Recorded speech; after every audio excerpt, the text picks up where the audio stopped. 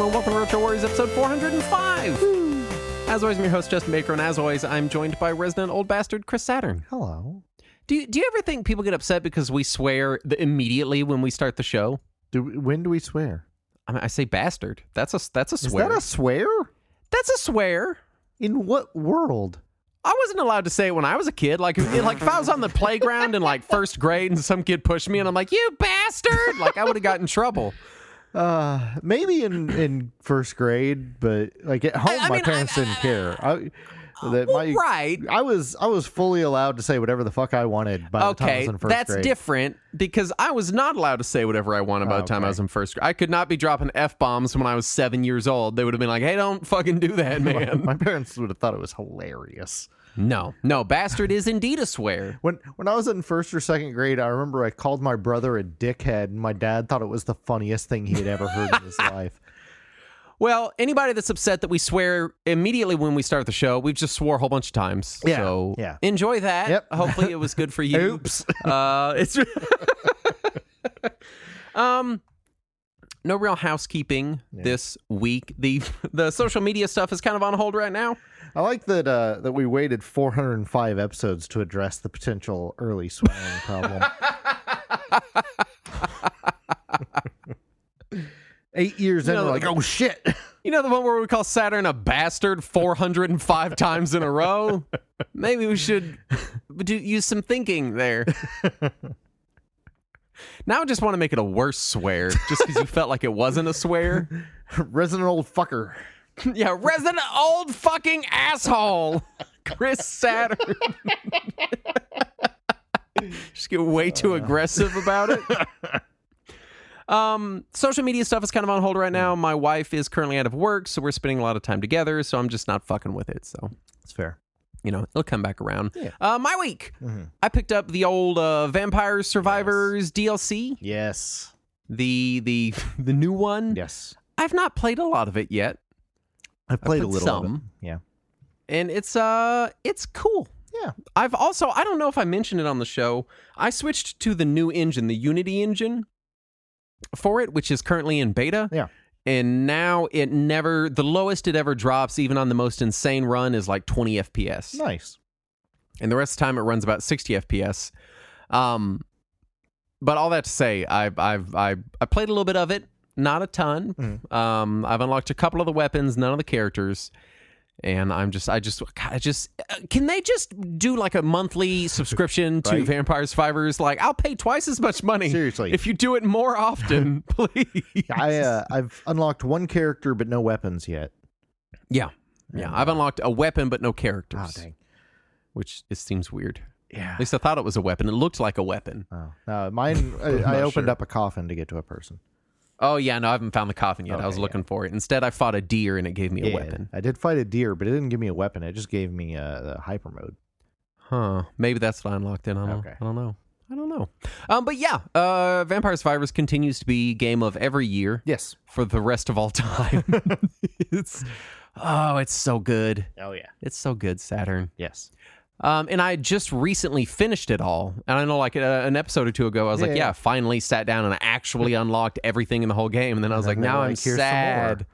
Yes. They add so much. Yeah. 13 new weapons is a fucking lot. Yeah. And it was just after they added that free new stage, just like less than a month ago, I think. It's good, man. It's the only game that I'm like, please make more, hire more people, whatever you got to do to just crank out. Because what's beautiful about it is because it is a single player exclusive thing. Mm-hmm. There's no real like leaderboards or anything. Right. They don't really have to worry too much about breaking the shit out of the game all of the time. Yeah, they already did. They have Queen Sigma. It's super broken. It's actually kind of the point after a certain juncture.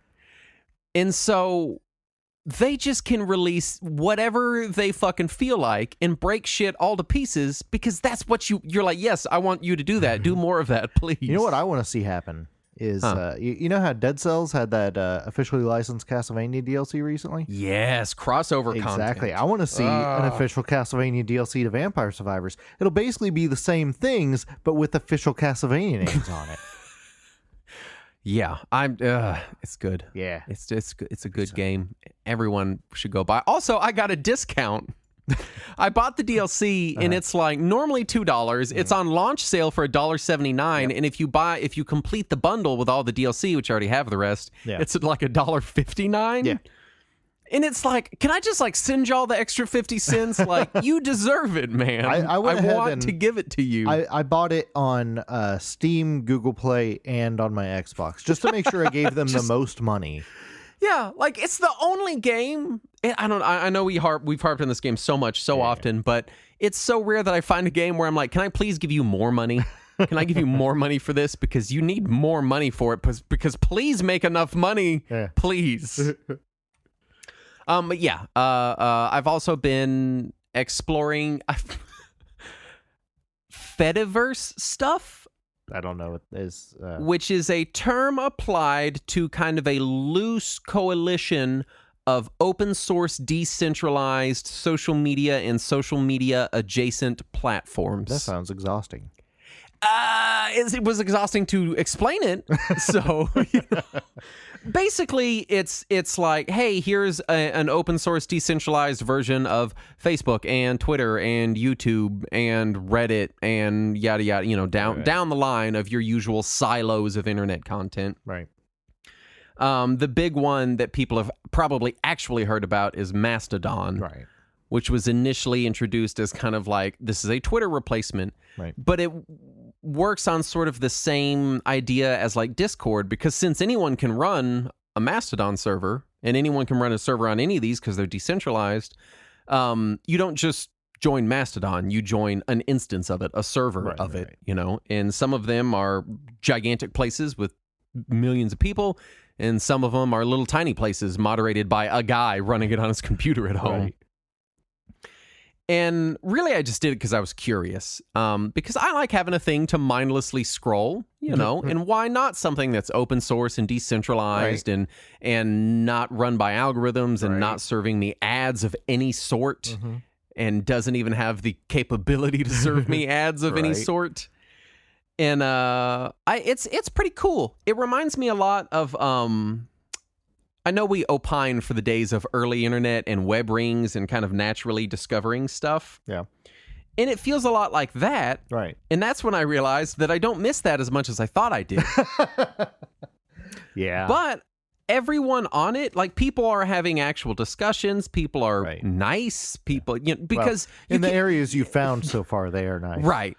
I'm sure there's mean places, but like, there's no other reason to be there other than to talk to people. You can't fucking monetize it or run ads or buy a blue check mark or whatever. There's nothing else to do there other than talk to people. Right. And it has kind of the same vibe as like forums, Yeah. That's what it kind of feels like to me, is hopping around between different forums, finding people. And the big thing of them is that, like, most instances of Mastodon can all talk to each other. So, like, I'm on this Mastodon server doing my thing, and you're like, hey, go follow me. I'm on this other server, and I can go follow you, and it'll show it in my regular feed. Right. Because the software interworks with each other, just like Twitter or whatever. Right. But yeah, it's complex. I would say it's not any more complex than regular social media to someone who is starting from zero, which is me. But it's definitely complex, There's definitely complexity to it, and it's cool though. I've found some people and met some people and been chatting, and nice. It's a neat thing, and nice. I have some of my interests are so many levels of niche deep that I struggle to find people to talk to about them in a meaningful way. And so it's nice to have a platform where I can really drill down, and then once we get down there, there's nothing left to do except talk to each other, Right. So that you're that's both been on the cool. same level of niche. You're not having to spend the entire day explaining you're what like this 3D subfaction is. Yeah, you're 3 decentralized social media open source platforms down on a subgenre of 2 different topics. Yeah. So you're like, oh hey, oh what's up? Like, what else are you gonna do? You've both made it to the bottom of the barrel, and you're the only 2 there. So, hi, do you like this thing? Oh, me too. What a strange coincidence. Right. But it's been fun. I used to spend a lot of time on forums, and I miss that kind of raw internet feel of like, no one's here to make money. No one's really here to advertise because it's such a small community. There's no fucking point. Right. People are just here to kind of hang out and talk and share stuff with each other, you know. So Fair. it's been cool. Anyone who like maybe is big into social media and is wanting to kind of get out of the rat race but still wants that dopamine hit, it's worth checking out. But yeah, there's a whole bunch of different stuff on the Fediverse, which is the worst name. It's a terrible name for stuff. I'll be honest, when you first mentioned it in Discord earlier, I thought that you had typed Feldiverse and that it was the Corey Feldman universe. Corey Feldmaniverse. Yeah, well, no. So I'm on the Corey Feldman Mastodon instance, you know, but I'm exclusively pre-95 Feldman. Oh, right, the good news. I'm a couple niches down on the Feldmaniverse. Good old Feldiverse. Yeah. What have you been doing, Saturn? Well, aside from Vampire Survivors, not much. Trying to live and exist. Yeah, been working a lot because now I'm dragged back into the office, and we're cleaning out decades worth of dumb shit that has never been thrown away. That should have been years ago. Yeah. And so I found the big box of blackberries and palm treos and stuff like that. Palm treos. Yeah. Those are so cool. So many of them. And as I'm digging through this box of palm treos, one of the design engineers comes in and he says, "Oh yeah, I made that." I was like, "What do you mean you made it?" He's like, "I designed the case for that. I'm the one who made this put together." I was like, "Well, yeah, can you get the battery out of it for me?" He's like, "Yeah." And he just like turns it over and sticks its fingernail in this one place and it like snaps into 3 pieces. Like, oh. Like a Marine disassembling a rifle? Right? Just busted it down on? Yeah. Man. Oh, okay. And he says, "Yeah, we used to do this all the time when we were constructing these things, when we were first designing how it would fit together." And then somebody else was like, "Oh, I used to work at BlackBerry." And I was like, "Can you destroy this thing for me?" And he was like, "No." And he just turns around and walks off. But no, so... No, I was the janitor at BlackBerry. Yeah, sorry, I forgot to specify. No, he was an electrical engineer, not a design engineer. Right. But anyway, so we have like 20 years worth of hard drives and CD-ROMs and floppy disks sitting around. I found our copies of Windows 98 and Windows 2000 Server. So what is the likelihood that you're going to be able to find enough old hardware to construct yourself a vintage computer for vintage computer gaming? Well, here's the thing. Anything that has data on it is technically belongs to the company, obviously. Okay, well, you couldn't get a hard drive then. Yeah. Right. Or any media, any discs, even if we didn't add anything to them. If we purchased them, the license belongs to the company and it has to be destroyed. All right, so you won't get any blank media and you won't get a hard drive, but you can still get all the other parts of a vintage computer. It's got to be floating around in there somewhere. No. There's one Windows 98 computer and it controls the CMM machine and it's going to another site. Still? Yep. So, oh, boy. But we did find all this stuff, and because there's so many hard drives, we have to get them destroyed. And in the past, I would just take it to our machine shop and have one of the guys there just drill a hole through it.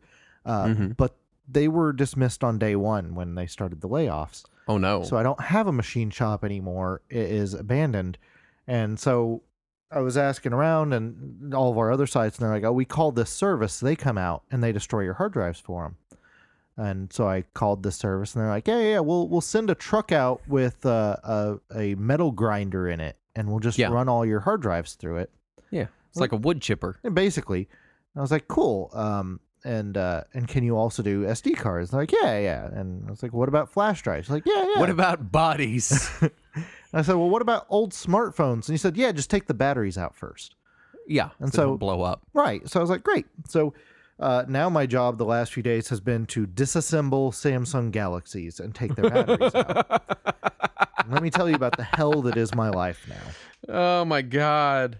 So you basically went from general IT to assembly line worker. Yeah, I have so many blisters from these fucking Samsung Galaxy S8s. They made it real hard because they're waterproof now.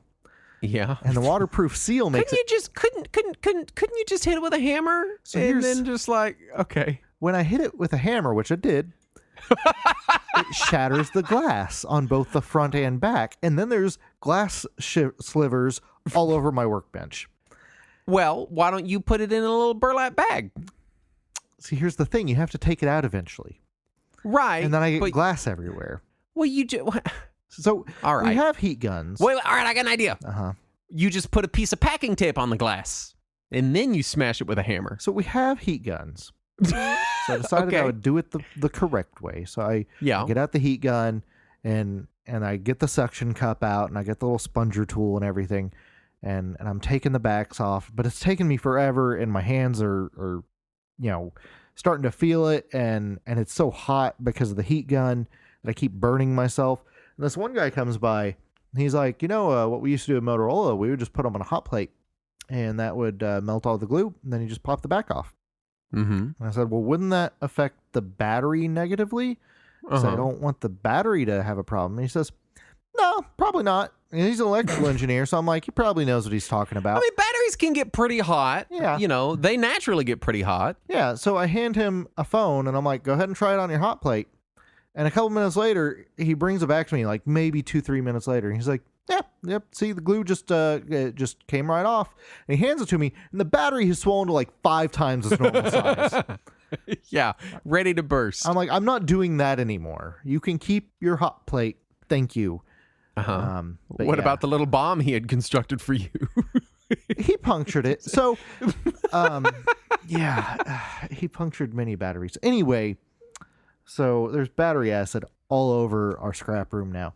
But we're alive technically, and I haven't yet died from exposure to batteries. So what if you took all the phones and put them in a big bucket of acid? Oh, there you go. That probably and work. Then just, once they get rendered down into a slurry, you go dump it into a public water source. And you could be like your own little budget Joker. Yeah, perfect. I'm just looking forward to see the truck come out and destroy all these phones, and I hope he lets me watch. That's all I want. I'm just saying you have the makings of a new Batman villain somewhere in all of this weirdness. They'll call him the Blackberry. I guess let's do the news. All right. I don't know why I sounded so unsure about it. I guess we can do some news. Is that a thing we want to do? Gamers TM are unhappy with the new voice of Ada Wong in the Resident Evil 4 remake and have been harassing the voice actress on Twitter. Oh. Now, I want to say this. Uh-huh. What I've heard is there's definitely been harassment. Mm-hmm. There has also been people just having legitimate complaints of just like, hey, this wasn't a great performance. Yeah. But what I've noticed is everyone is very outraged and upset at every possible angle. And what's funny is she played the same character in the most recent live action Resident Evil movie. Mm-hmm. And she was pretty, fairly well received for it in live action. Everybody was like, oh, she was pretty good, Ada Wong. Mm-hmm. But then when she voices her in the game, everybody's like, that doesn't fit. It's wrong. But I thought it was fine. I thought she was fine. Yeah. And certainly some of the seemingly legitimate complaints that I've heard could have been people just trying to reinforce the negative force of gamers TM moving in to throw little hissy fits. I don't know, man. Now, I get that it is different because it does sound different than the Ada from previous games, but it's fine. It's a perfectly fine voice. I don't. Yeah. People get so worked up over those things. I know that I'm definitely not the person to say this, being someone who's on his 405th consecutive episode of a video game podcast that he has dedicated no small portion of his life to. Yeah. But I feel like some people just take games way too seriously. You know what I mean? Like, just... What do you mean, Justin? Like, just fucking relax, man. Right. I don't know. Yeah. I was exposed to the public chat in an online game today. Oh, no. And someone was bitching and was like, oh, yeah, Diablo 2 is just shit. It's a shit game. And people were like, people were like, I don't know, I thought it was pretty fun. And they're like, no, it's shit. And then they're like, well, I like it. And they're like, no, it's shit. And people only cling onto it for nostalgia. And nothing makes me more, it's a pet peeve of mine that gamers hang on to things just out of nostalgia. And I was like, people just like things because they like it and it's comfortable to them. Right. Like that's, you're allowed to have that going on in your entertainment media. Right. Why is this a pet peeve of yours? What a weird pet peeve to have.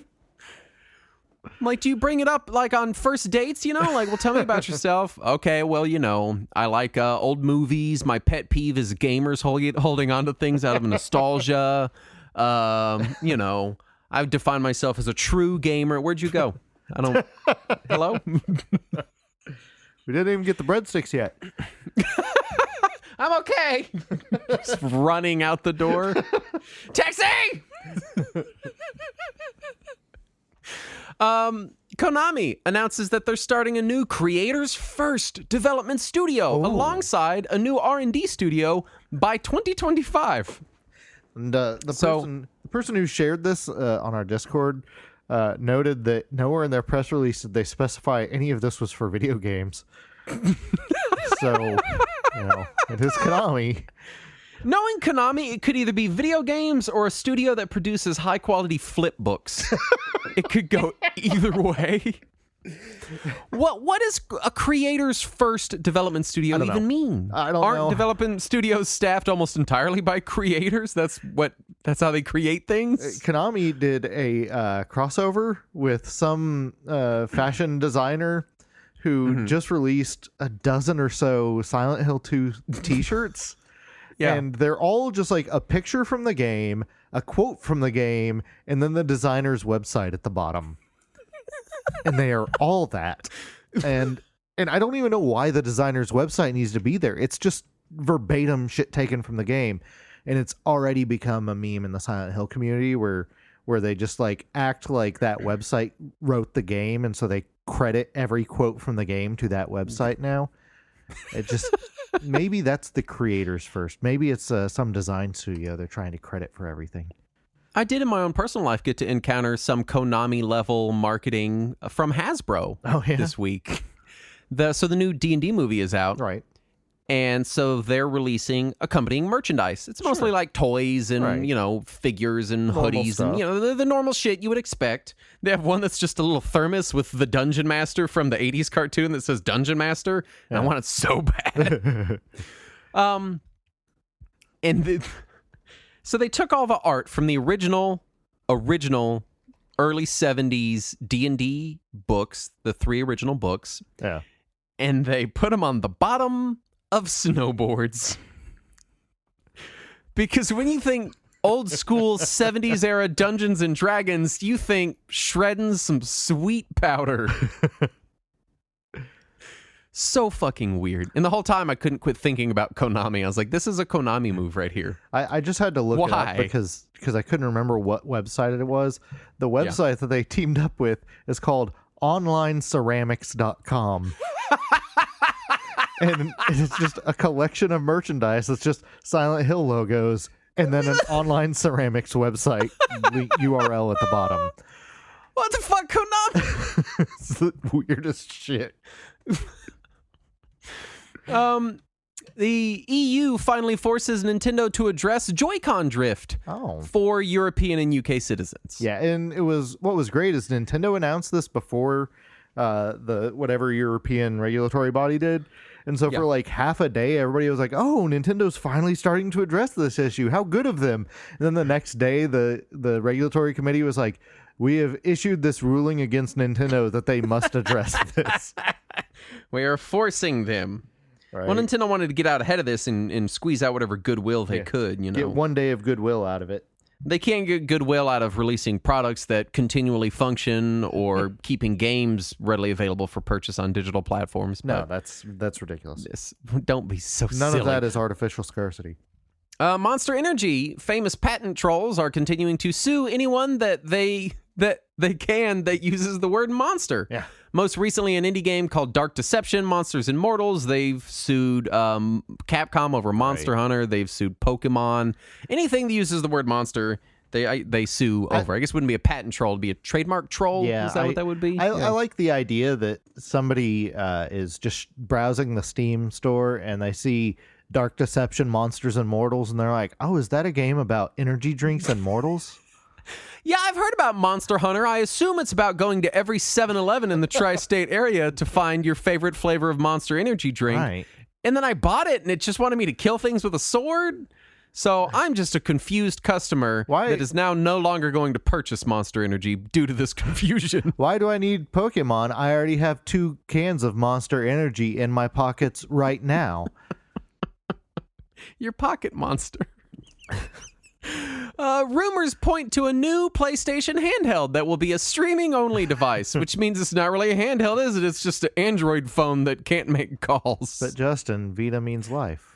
Oh, God, if they call it the Vita 2, I'm going to riot. I'm going to go out and have a one-man riot in the street in front of my house. I love that people online are already referring to it as the Vita 2.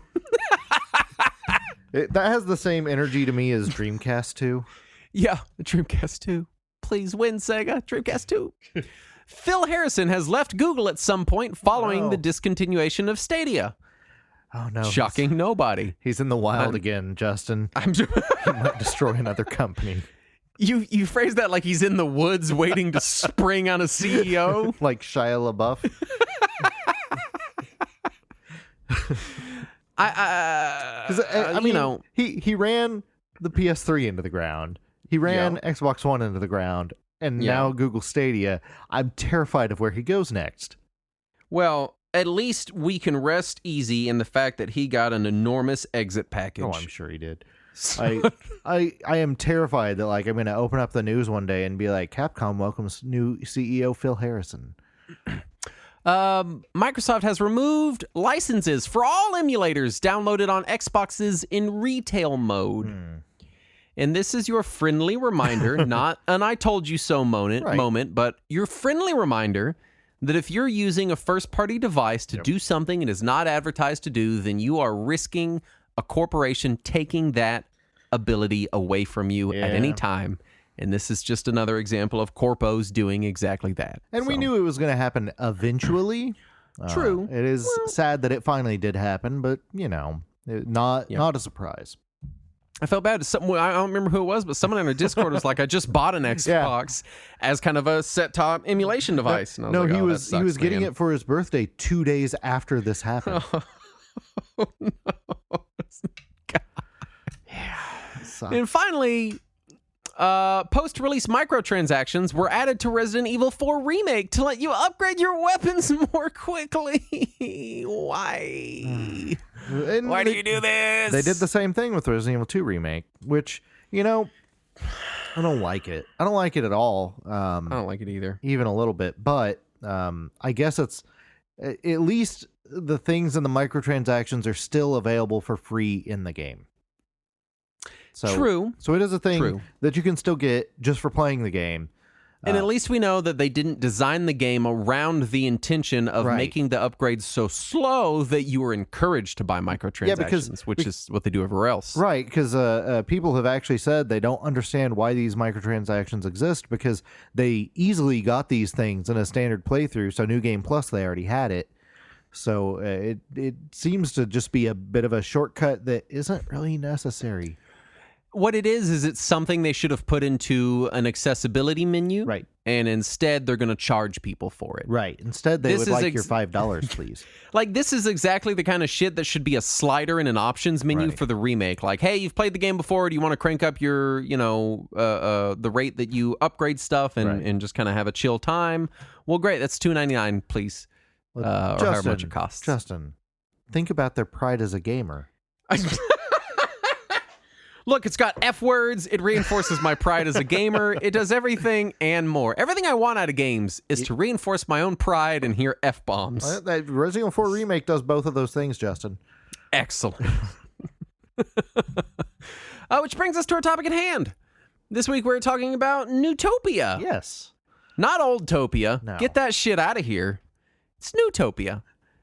Saturn wrote the Sam's Choice of Zelda games. I had originally put in there the Mountain Lightning of Zelda games, but I was afraid too many people wouldn't get that one. I don't know that a lot of people are going to get the Sam's Choice. Sam's Choice is the Walmart brand Yes. of stuff, the store brand, Yes. store brand Zelda game. I also would like to note that way back when this game was somewhat relevant in the early to mid 90s, I had a friend who saw this game on my TurboGrafx collection, and he thought it said Neutopia. Oh, And every time I see it now, I think good old Neutopia. Neutopia. It's the land of where everyone is neutered. Jesus Christ. That's a lot darker. What did you think we were going for? I don't know, man. I kind of want to argue against the phrase "the Sam's Choice of Zelda games," and I say I want to because I can't. I practically cannot argue against that. But we'll talk more about that. Yeah. Neutopia was developed and published by Hudson for the PC Engine. It was localized in Western markets by NEC America. It came out in Japan November 17th of 89, in North America April 15th of 1990. Yep. As far as first encounters, this was kind of one of those games that you see in a lot of TurboGrafx lists. Yep. Because there's not a lot of games in this genre True. on the Turbo. Yeah. And so I saw it when I was collecting, and I just kind of never bothered. And then one time I booted it up and played it for like 10 minutes, and I was like, "Yep, that's Zelda," and then just moved on about my day. Right. And then suddenly I got a wild hair a few weeks ago, and was like, "We got to cover Neutopia." I was so whelmed by it, so we've got to do a whole episode. It is whelming. Definitely whelming. Yeah. Definitely. So this episode was the first time I really played more than 10 minutes of it. Yeah, I had rented it back in the day. I didn't get my Mm-hmm. copy until many years later. It was before TurboGrafx games cost all the money. Yeah. But I've had it for a little while now, and I enjoy it. For years, I thought of it as the not Zelda, as the lesser than Zelda. But in more recent years, I've learned to appreciate some of the things that it does differently that that Zelda doesn't do. So I'm learning to appreciate it for what it is instead of just as an also ran. Once you reach past the surface level of, hey, look at all these Zelda style things, Right. it really doesn't function or play much like a Zelda No. game. I mean, it at the end of definitely it still all. has a lot of things in common with Oh, yeah. specifically the very first Zelda game. Yeah. But it also has enough different that it stands on its own. I'd also like to note, because you were mentioning that there aren't many games of this genre on the TurboGrafx. While we were researching for this episode, I was looking at old magazines, and an old issue of GamePro in its previews of this, when they were talking about it appearing at CES before it came out, referred to it as a Magic and Monsters type role play. What? What does that mean? I don't know. What? I mean, those things are present in the game. Yeah, technically true. So I guess I can't argue against it, but what? Tell me about the development of Neutopia, Saturn. I'd like to. No, I was searching ahead. for some information on the development, and I found pretty much nothing at all as far as contemporaneous sources from Hudson that wanted to talk about when they were working on this. Well, then tell me about the plot of Neutopia. Okay. Because I played the whole game, and what? Well, most of the plot is in the instruction manual, first of all. Which I didn't read because I'm not one of those baby Nerds. gamer scrubs, one of those nerds that has to read the manual. I'm a hardcore gamer, and I only cheated through huge portions of this game. So, I've retained my pride. Your pride as a gamer. My pride is... So you have the demon emperor, Raphael, who is named Dearth in the West. Yep. And he kidnapped Princess Laren, who's called Aurora in the West. And he has hidden the 8 magic medallions across the land. And so Frey... Which are not triangular in certainly shape at not all. Triforce. In case you didn't notice even a little. that. And the princess is not Zelda-y, and the land is not Hyrule-y, and the demon emperor is not Ganon-y. This is all completely original ideas, Justin. Mm-hmm. And yeah, so, and right. So our hero, who is not Link, Frey, who is called Jazetta in the West. Jazetta. Jazetta. Weirdest protagonist name. Yeah, he has to find the medallions, and that'll let him save the princess. Old Jazetta. Good old Jazetta. You know, it's his kid in the sequel. It's the plot is I don't even want to say paper thin. It just kind of doesn't exist. Well, it's about as much of a plot as the first Zelda. There's a good amount of words in the game, right? And they're all mostly wrong, or lies, or errors, or incomplete. Well, but we'll talk more about that in a little bit. The same could be said for the first Zelda too, to be honest. Okay. Because what text is there is things like secret lies in the peninsula, and that doesn't make any sense. All right, Whitley, let's jump, because we're in presentation, and let's jump past the graphics and the sound and talk about the translation then. It's bad. There's one point, I noticed that in the last half of the game, the translation is way worse. Yeah. Almost as if the person translating it got about halfway through and was like, fuck it. There's one point where a man literally says, "Here's a tip to help you, : and then the text box ends. And then I was like sitting there waiting for it to I thought my game froze, and then I was like, "Oh, that's all you're going to say." So I left and came back, and it said the same thing. Well, he forgot what he was going to say. And there's several text boxes like that that's like, "Oh, you know what would be helpful?" And you're like, "Yes, what?" And they just go back to folding their laundry. And so the translation is so bad. There are parts where it tells you that you need to get certain items. It says, "Don't go past here until you have the rainbow drop." But the rainbow drop is fucking past there. And you're like spending half the goddamn game looking for the rainbow drop. And then it just turns out that guy was just lying. He was just lying to you. So NEC, I'm not sure anyone at NEC has ever spoken English. Mm-hmm. It shows. And that was a problem with a lot of the early TurboGrafx games that NEC localized instead of the ones that Hudson themselves localized. Yeah. Because they don't speak English. And there's just some awkward translations for a lot of those early TurboGrafx games. Yeah, let me tell you, English is only partially present in this game. Oh, there are English words, but they're not in a configuration that makes coherent sense.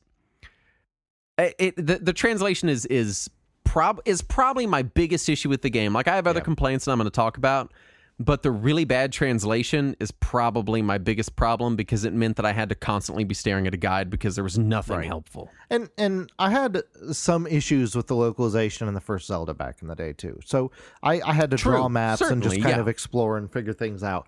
Maybe they're emulating that. But I do agree that there are several points in Neutopia where I receive a hint or a clue from somebody, and it doesn't just feel vague or misleading. It feels just incorrect for that area, and I have to think those are mistranslations. This isn't like in Castlevania 2 where some of the people lie to you.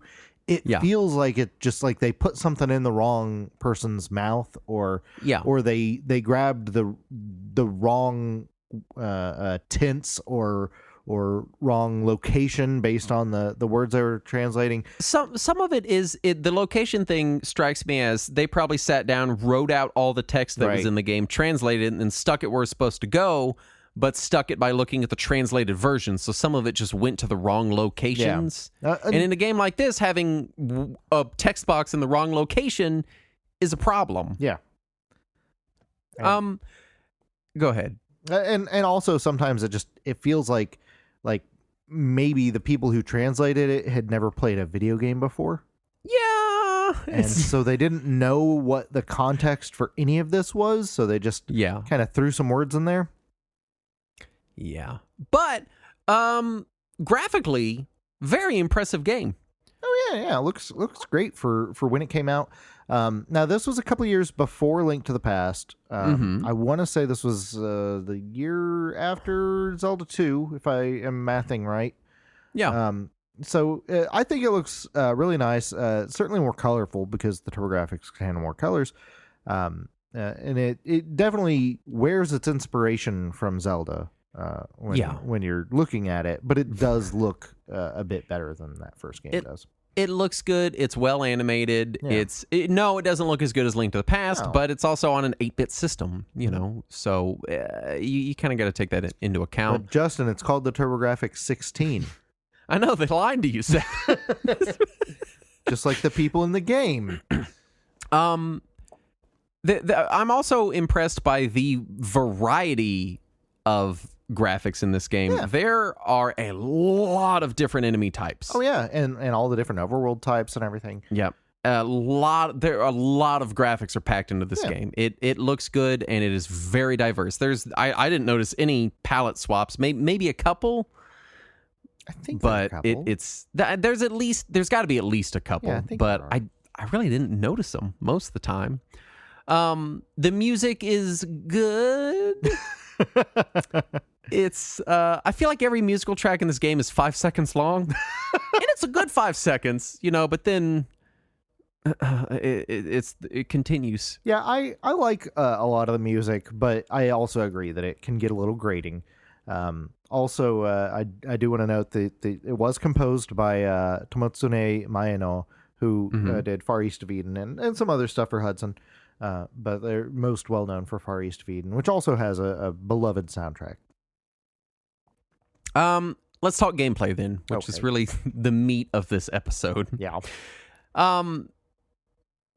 It very much is Zelda style gameplay, Zelda 1 style gameplay. It's overhead, it's like top down. You have a sword, you have a pause menu with your inventory that you swap between your different items, which we'll get to. Moment to moment gameplay is very Zelda-esque. Right. And the second you sit down and play it, you're like, oh, it plays like Zelda. Yes. At least at first, it feels like it plays like Zelda. But I do want to talk about the things that make it different. And you had hinted at it earlier, which is the overworld is broken into 4 different overworlds. Yeah. Yeah, you get your 4 spheres. And they're different themed. Yep. And I love this. This is what really sets Neutopia apart for me, is the 4 overworlds put together are pretty large. I would suspect at least as big as Link to the Past, if not bigger, just on a screen-by-screen basis, just how many screens there are. And I really wouldn't mind Zelda games doing this, because I often get turned around in really large overworlds in Zelda games. And there's just kind of, by the nature of having big overworlds, tons of backtracking and stuff in Zelda games. And this just sort of cuts all that out. You know which Zelda game did kind of do this, where it had different overworld areas that are themed differently? Skyward Sword did that. Oh, yeah. And somehow it wasted my time in entirely new and different ways that it invented. Right, that's true, yeah. Interesting. I think maybe and Nintendo, they're like, well, we have to waste this percentage of the player's time. So if we're going to add in these nice things, we got to waste it elsewhere, So how about every time they turn the game on, we tell them what a rupee does? Wouldn't that be nice? I just imagine Miyamoto saying all this while chain smoking.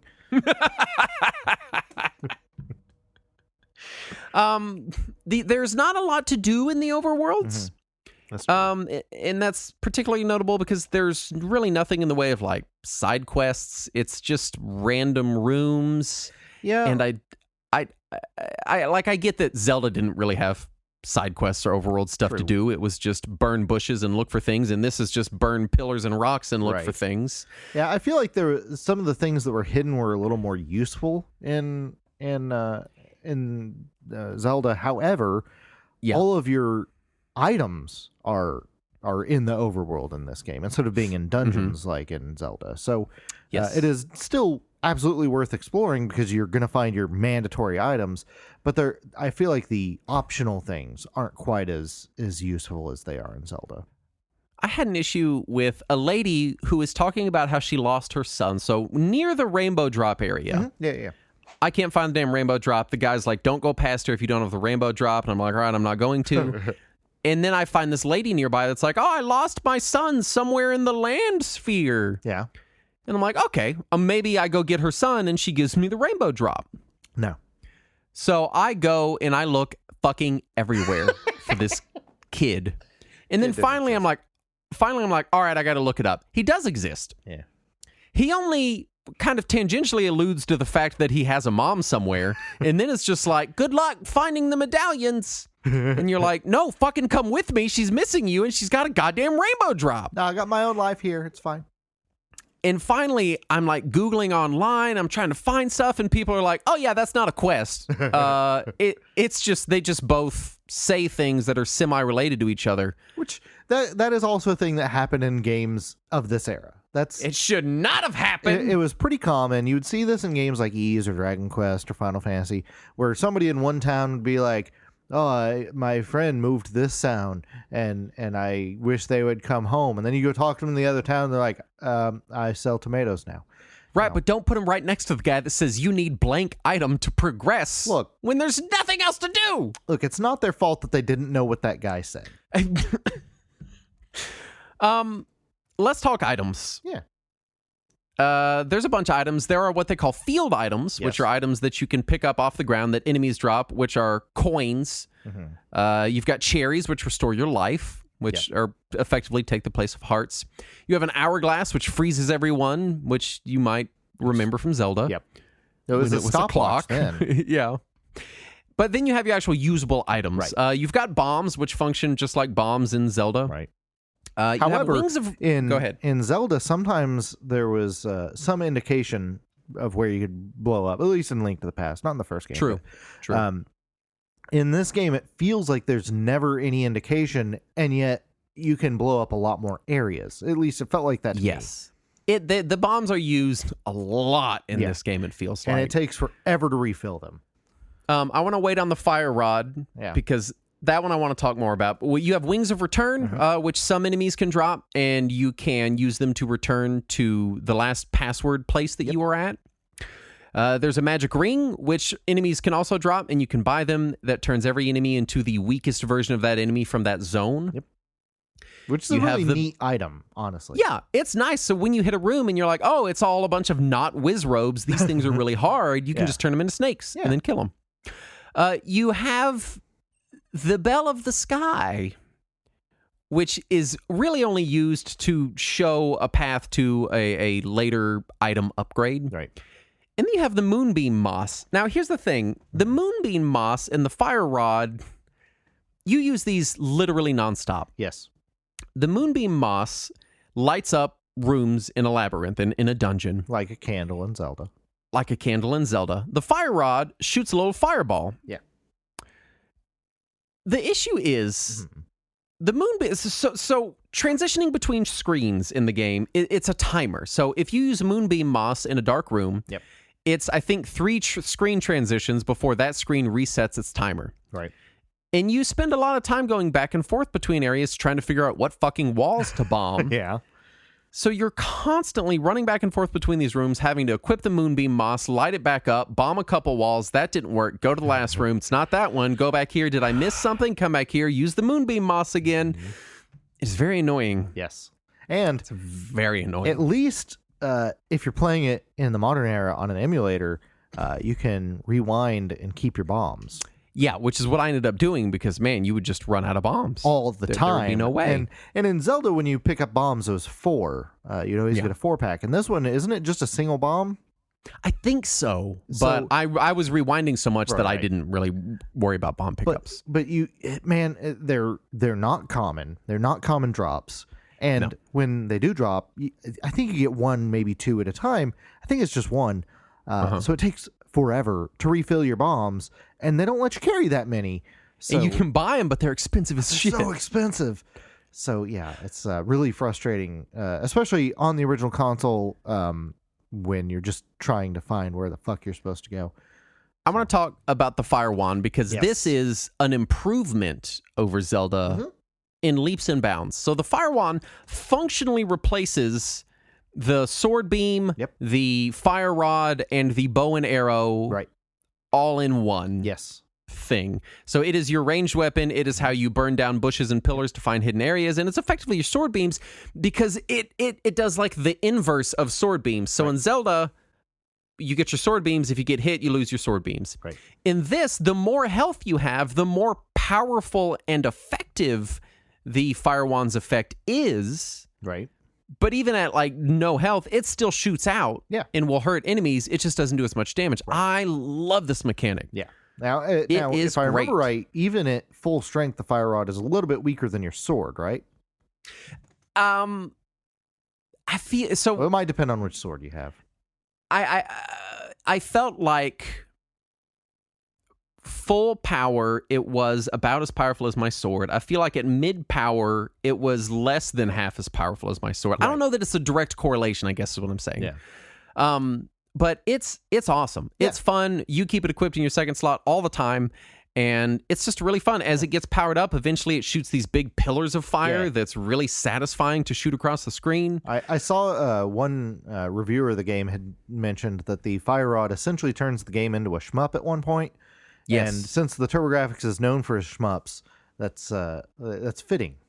Absolutely. It feels that way. The fire rod is great, and it is a multi-function item. Yep. The only just making the fire rod light up rooms the way the Moonbeam Moss does, and I get that it would mess up the item progression and how you have to get your stuff to unlock the next area in the game.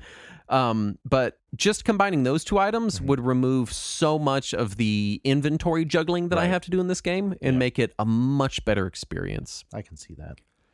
Because I was just so used to inventory juggling from Zelda games at the time, so it didn't phase me as much then as it would now. But I feel like it probably has less inventory juggling than Zelda, just because there's fewer items. The only real ranged item you have is your fire rod. So any ranged item in Zelda is kind of condensed down into the fire rod in this game.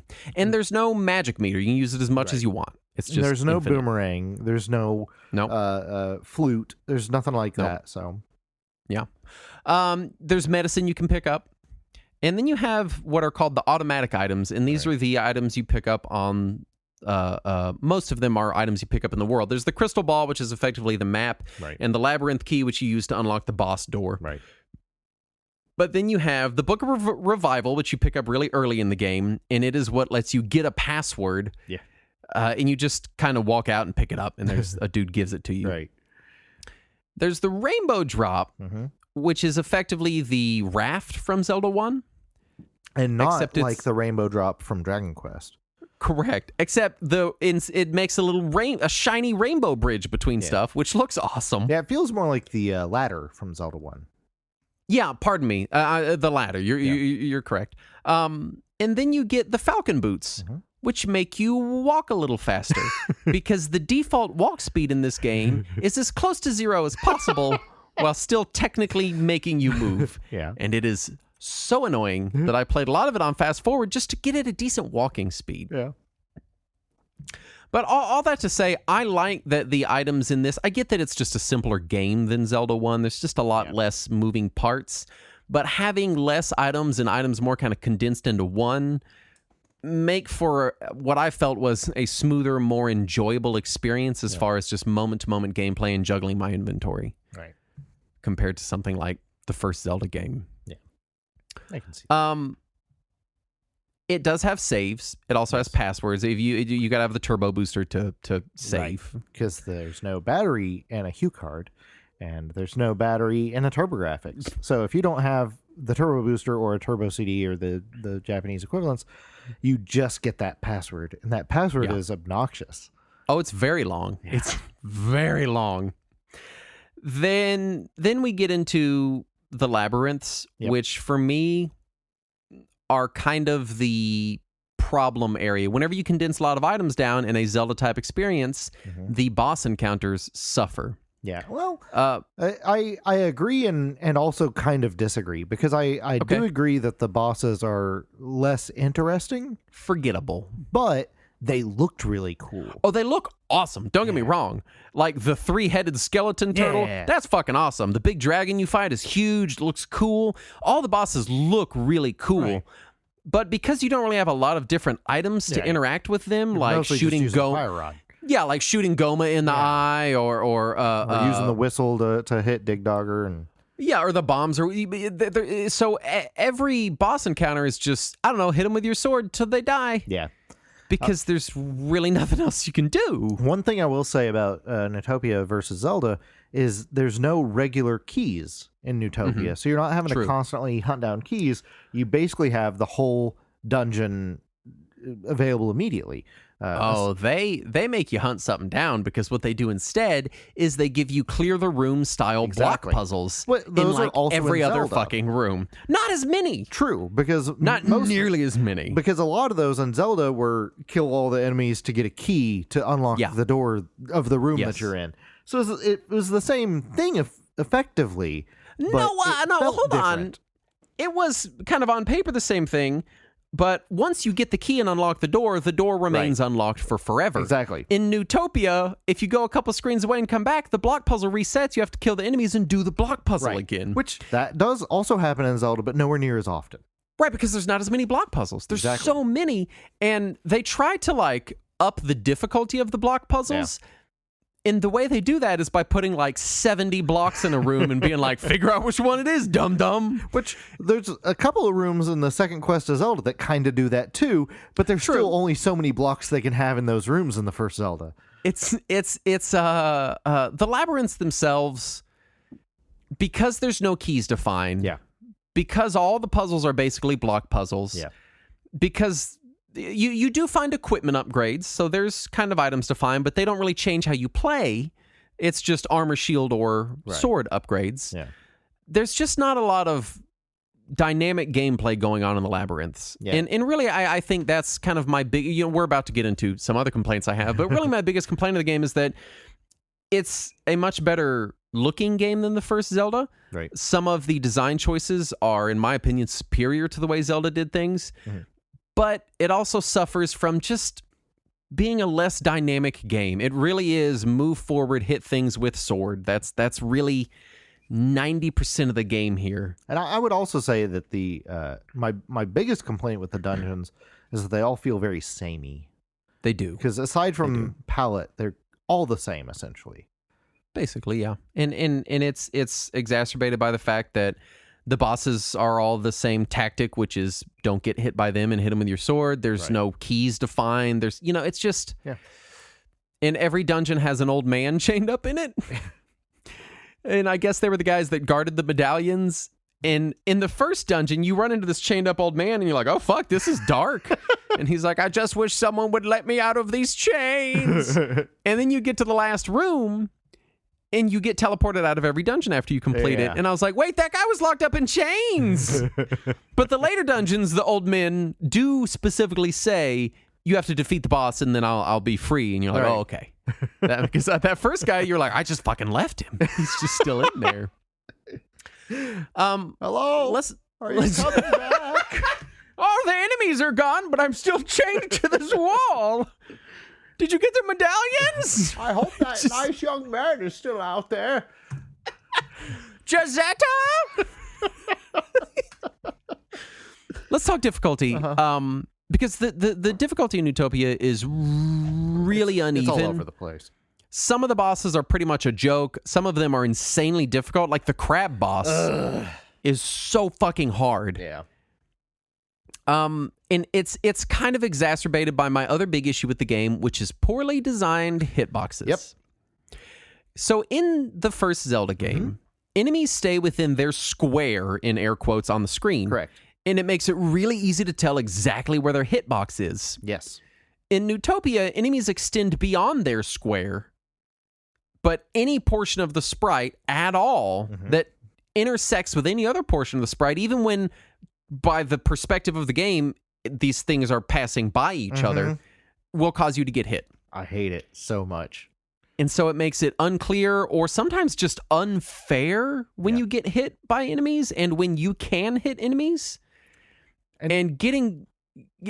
like you can get damaged by like the tips of ears of something that you're clearly above that is beneath blocks below you because their sprite will extend past like blocks. Yeah, and this is an issue I have with a lot of games of this era.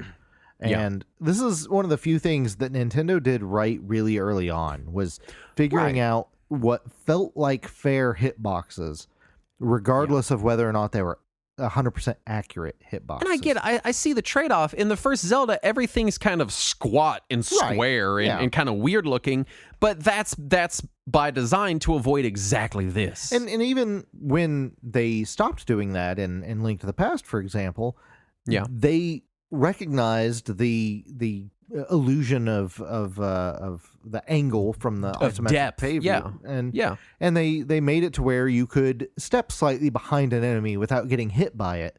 Mm-hmm. And other developers didn't seem to want to put in that effort, and it's frustrating. The game also has pretty strong knockback, and there are multiple areas where the enemy placement means that the second you walk into the zone, you get knocked back to the previous zone. Especially on the overworlds. Yeah, my favorite is when you come up out of some stairs that you've revealed and you get knocked back down the stairs. And then here's the thing. When you go into a zone where there's someone to talk to, you automatically walk up to them and talk to them. You can't control it. So you get knocked in there and have to walk up to this person that's like, my mom lives in the sky sphere. Good luck saving everyone. Yeah, and you're like, fuck off. And it always plays that dumb fucking I'm about to talk to somebody noise every time. Like the music and the sound effect. So you have to not only watch your guy slowly walk up to them, but hear that same fucking song every goddamn time. So it's as far as like comparisons to the first Zelda, which is what this game wants to be compared to. This I can tell by the design, the way it looks, everything, that this is like, hey, we want to do Zelda, but we want to improve upon it. In some areas, they do vastly improve upon the playability of the first Zelda. And in other areas, they cut corners that Nintendo knew not to cut, and it makes for not a worse experience. Well, it's definitely a worse game than the first Zelda. The first Zelda's really good in many ways. An uneven one. Yeah. At that. Yeah. So yeah, it's a tough game, but tough in ways that often feel unfair or half-baked or poorly translated. Yeah. But that said, the improvements that it makes on the Zelda formula are still really fun. The Fire Wand itself is just a fucking blast. That's fun. And I think I talked about this a while back. We did an episode that was Play This, Not That. And, yes. And I think I talked about this game because specifically, despite the criticisms we've made, and they are valid criticisms, I still enjoy the game. And also for anybody who is a big fan of that first Zelda and the early Zelda-style games, this is a game you should play because it has a lot going for it that is unique enough that you may be experiencing something for the first time. Mm-hmm. As far as reception, this was a relatively well-received game. It got some kind of retroactive reviews after the virtual console version came out. And it's got solid stuff. Game Informer gave it an 8.5. IGN gave it a 7.5. Nintendo Life gave it an 8 out of 10. These are all I believe, the virtual console review numbers. But it's good. What is? There's this quote that's on Wikipedia. It's here it is. In the February 1990 issue of German magazine Power Play, reviewer Martin Gaksch called the game Zelda on the PC Engine and said that, quote, the differences between Zelda and Neutopia must be found with an electron microscope. And that sounds like someone who played about 10 minutes of the game. Right, yeah. And it was like, yeah, it looks and plays just like Zelda, and didn't play long enough to recognize all of the differences, which aren't numerous. Yeah. But it's basically just a Zelda-like. Yeah, I think I'd still define it as that. Yeah. You know, but I can tell just it feels like a project that was more ambitious than it should have been. Yeah. Because you feel that when they set out to make this, they're like, we're going to fix all the problems with Zelda. Yeah. But then they just ran out of time or didn't do it good enough, or you know, or they didn't fully understand what the problems were, or even really what all it did right. Yeah. As far as Legacy, there was a sequel. Also came out on the PC Engine in 1991, 92. Yep. I don't know how good it was. I've not yet. So I will say that it addresses a lot of the problems that you have with this game. Okay, good. And that's nice. And it introduces on new ones. It introduces a lot of them. Oh man, it breaks a lot of things. It is so much slower and drier than this one, while trying to have more story. This is already like Zelda if it was dry toast. I don't understand how it gets drier. It does. However, Oof. it's like there's not as much knockback if I remember right. That's good. And there's a little more variety in the items and stuff. However,